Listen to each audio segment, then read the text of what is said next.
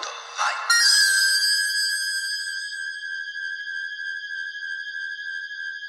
Welcome to Michael Myers Minute, where we delve into the 1978 horror classic Halloween 1 minute at a time. I'm your host, Robert Black. Before we get to minute 43, some more thoughts about the new movie. Again, I'm going to start somewhere other than this film. Van Halen famously used to put in their concert contracts a contract rider about there being no brown M&ms allowed backstage. David Lee Roth explained in his autobiography, Van Halen was the first band to take huge productions into tertiary third-level markets. We'd pull up with the 9 18-wheeler trucks full of gear where the standard was 3 trucks max, and there were many, many technical errors. Whether it was the girders couldn't support the weight, or the flooring would sink in, or the doors weren't big enough to move the gear through. The contract rider read like a version of the Chinese Yellow Pages because there was so much equipment and so many human beings to make it function. So just as a little test in the technical aspect of the rider, it would say Article 148, there will be 15 amperage voltage sockets at 20-foot spaces, evenly, providing 19 amperes, this kind of thing. And the article number 126 in the middle of nowhere was, there will be no brown M&Ms in the backstage area upon pain of forfeiture of the show with full compensation. So when I would walk backstage, if I saw a brown M&M in that bowl, well, line check the entire production. Guaranteed you're going to arrive at a technical error. They didn't read the contract. Guaranteed you'd run into a problem. Sometimes it would threaten to just destroy the whole show. Something like literally life-threatening. I saw the movie a second time and it still bugs me that they put Haddonfield in Warren County. I've seen people talking about the different nods to the other films. I don't think they cared that much. Fan service is cheap. It doesn't mean you care. Like the Warren County thing. It's a dumb mistake. Easy to avoid. Some other passing notes from the second viewing. Why does Aaron stay behind Michael in the opening sequence? You're there to meet this famous killer. Why not go, face him? Walk around to the other side of him. Look at him. Look him in the eye. Instead of yelling awkwardly from behind. Laurie has a gate outside her property. Spoilers. At the end of the movie, Michael gets through that gate without any trouble. That seems like a scene worth seeing. I have no problem with them leaving the bus crash out of the movie because that would spoil something that we find out later. But there are sequences like that should be there that aren't. How does Michael get into the property with the police car? He doesn't know the code for the gate. It's a silly nitpick, but it's a silly mistake. Similarly, when we first see Allison and Vicky and Dave, they seem to have been friends for a long time. How is this the first time they're ever talking about Allison's grandmother?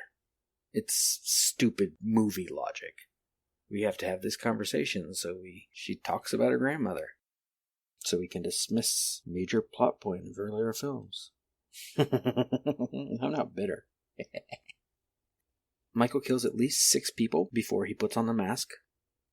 Well, it might only be 5, because, spoilers, someone else might have been involved in the bus crash. And yet the movie wants us to think the mask has power. Structural problem with the movie. Remove the podcasters entirely, movie's fine. Then it just starts like Halloween 4. Michael's transferred, he escapes. Cut to Laurie hearing it on the news. She's cleaning a gun, so we know she's got her weird survival thing going on. We don't need the entire segment with the podcasters. It's just an excuse to add more kills before Michael even has the mask. Similarly, the babysitting segment doesn't need to be in the film. The woman looking out the window and Michael coming in behind her doesn't need to be in the film. You take those out and the plot is the same.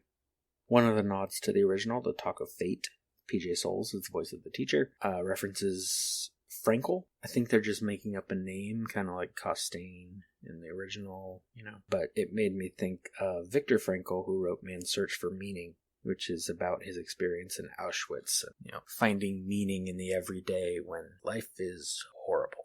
I don't think that reference is deliberate. I think it's just a coincidence, because he doesn't talk about fate. Later in this minute, remember this right now is an insert recorded after the rest of this episode was recorded. Although this insert might end up longer than the rest of the episode.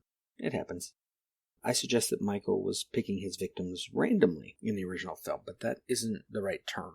He is methodical, even if not purposeful. In the first film, taken on its own, he goes after Laurie because she comes to his house. Because he also follows Tommy, who comes to his house. He doesn't follow Annie or Linda until after they've interacted with Laurie, after he's seen them with Laurie. That's not random. Scenes that don't need to be there? Allison wanders into the woods to get away from Michael, and he makes no effort to follow her. We get a musical track that a bunch of people love for some reason. I think it sounds like it should be under a car chase in an action film, but that's a separate issue, the music. She gets to Laurie's shooting range, which we've already seen in the film, but the camera cuts back and forth from mannequin face to mannequin face as if they're supposed to be creepy to us, not just to her, and there's no point in that. Not at that point in the movie. We've already seen the mannequins. We know they're there. We know, even though she's screaming, Allison is screaming, we know that she's actually closer to being safe because she's on Laurie's property. Although how she got on the property without getting through the gate or over a fence, I don't know.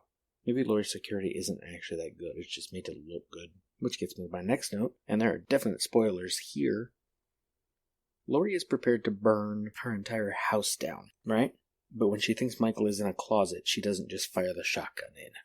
She has to open the closet, so we get a little jump scare. It's favoring cheap filmmaking over actual storytelling. The Laurie that supposedly is in front of us would just shoot. She'd probably say something to make sure it's not someone else in there, and then she'd shoot. Also, when she's walking around the house and toward that closet door, she's leading with the shotgun barrel, which suggests filmmakers and Laurie didn't think about how you train with guns. Or maybe Laurie never trained with guns. Maybe it is a character choice, but I don't think so. I think it's just lazy filmmaking. You don't lead with the barrel because then people can grab the barrel, as Michael does when she tries to point it at him at the door. Harry, I was thinking some more about this reality versus fiction. Oh, is that a fact? Yeah, like in the movies when a guy comes up and sticks a gun in some schmuck's back and says, let's take a walk. All of a sudden he's got a hostage. Oh, yeah, I've seen that. Well, in reality, the pros like about 5 feet of separation. 5 feet, huh? Yeah, that's so the schmuck doesn't take the gun back and make it eat it.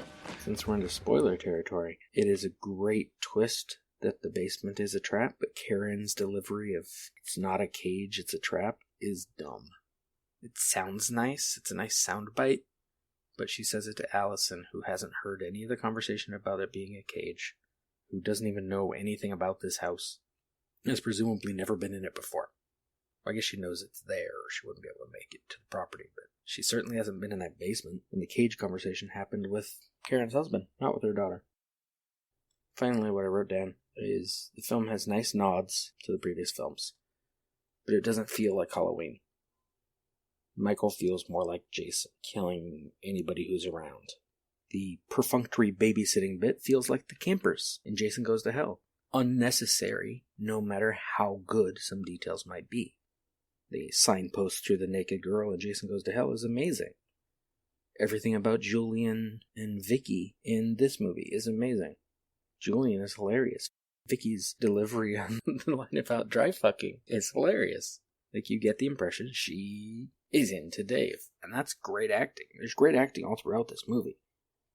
Oh, also in that sequence, I love that Michael puts the jack-o'-lantern in the aquarium. We don't see it. It's just there. That's funny. It's not even funny. It's weird. And I took it as a nod to He Knows You're Alone. All in all, I've spent way too much of this weekend already being one of the only voices being negative about the film, which then increases my negativity. Not my actual negativity, but like how I seem.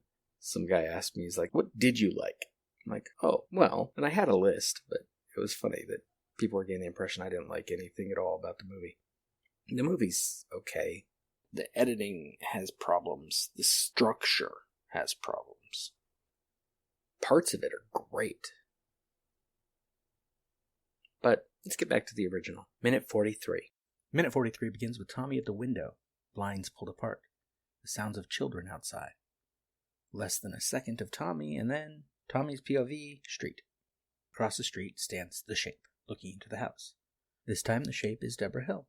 This placement always bugged me, though, because Michael is clearly nowhere near either the bay window he was standing near in minute 42 or the French doors he would be standing by later this minute. It's like Michael wanders out into the front yard occasionally, hoping that someone will see him. To be fair, way back in minute 29, I suggested he was doing something similar outside the high school. This isn't in my notes, but CinemaSins finally covered the original Halloween this week, and they make a comment on him standing outside the school in minute 17, and how did he know Laurie's going to be looking out here? And two things. One, either he didn't, and he did something fun like I suggested, went around from window to window, and maybe he couldn't even see inside because of the glare, we don't know. Or there's something supernatural going on, and of course he knew Laurie was going to look up. She had to look up. she had to see him.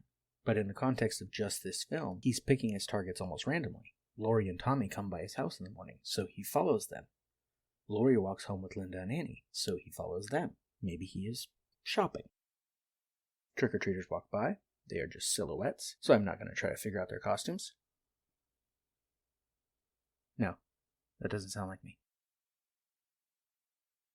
Raise some brightness, and well, we're seeing them from behind. Left kid has white pants, purple vest, and a tall, weird hat. Almost looks like an upside-down boot. It might be one of those drum major kind of hats with feathers. The center kid has a lot of red going on. Maybe another devil. Right kid is light in color and kind of puffy or billowy. Not much detail. The script has it a little different than it happens here. Puts the camera behind the shape with an exterior shot of the Doyle house. And we can see Laurie talking on the phone. The shape's head moves slightly, and we pan to see Tommy at the front room window looking out. This, of course, doesn't happen. Instead, we're still inside the house when Tommy moves away from the window, and we pan back to see him enter the den and pull on Laurie's blouse. Laurie is twirling her hair and ad-libbing badly. Well, Jamie Lee Curtis is ad-libbing badly, repeating lines that she's already said. Please tell me you didn't. Oh, you didn't. Tommy, Laurie. Laurie into phone. Oh, I'm so embarrassed. Tommy, the boogeyman is outside. Laurie, I couldn't even face him. She's not even paying attention, which isn't like her. But hey, she's trying to ad-lib. Tommy, Laurie, he's out there. Laurie into phone. Hold on. And Tommy says, Laurie, the boogeyman is outside. Look. Tommy goes to the window in the den and points. Laurie walks over with the phone and looks. Laurie's POV street. The street is empty. The music changes a little so that we get that creepy, eerie feeling that we know he was just there. We know Tommy's right. And it's interesting, right at this moment, the light in the jack-o'-lantern in front of the Wallace house flickers a bit, almost in time to the music. Angle on Laurie and Tommy. Laurie, Tommy, there's nobody outside. She tousles his hair, says, go watch TV. He looks out the window again. Laurie, into phone. It's just Tommy. And then she continues with the ad-libbing. Please tell me you didn't. How could you do that? Now, in my notes about the H40 convention, I noted the thing from PJ Souls where she thought with the longer takes they had to fill in the gaps of silence with dialogue.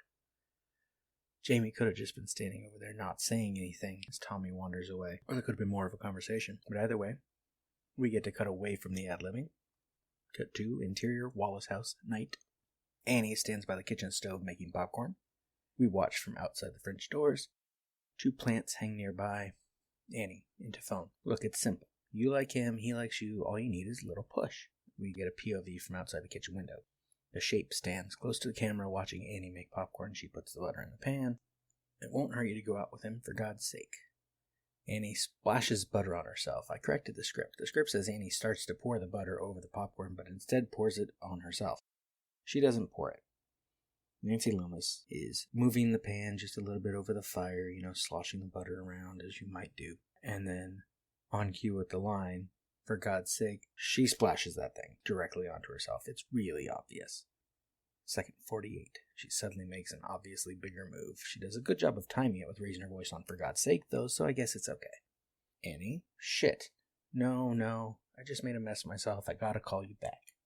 Second 54. Annie hangs up. Annie. Lindsay, I need a robe. She quickly takes off her blouse and t-shirt. We get maybe a frame or 2 of Lindsay on the couch, and the minute ends. That is all for minute 43. Michael Myers Minute is a production of Lemming Drops Studio.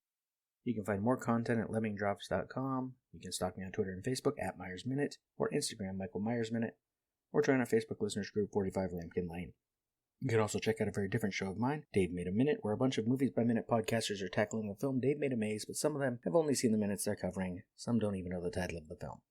You can find that under Dave Made a Minute on the obvious social media. Don't forget to subscribe and leave us a nice review if you like what you hear. And if you really like what you hear, you can help me out by donating through Patreon at patreon.com/MyersMinute. I finally got around to putting the tier and bonus information up. Until next time. See you later. Bye. Bye. It's Halloween.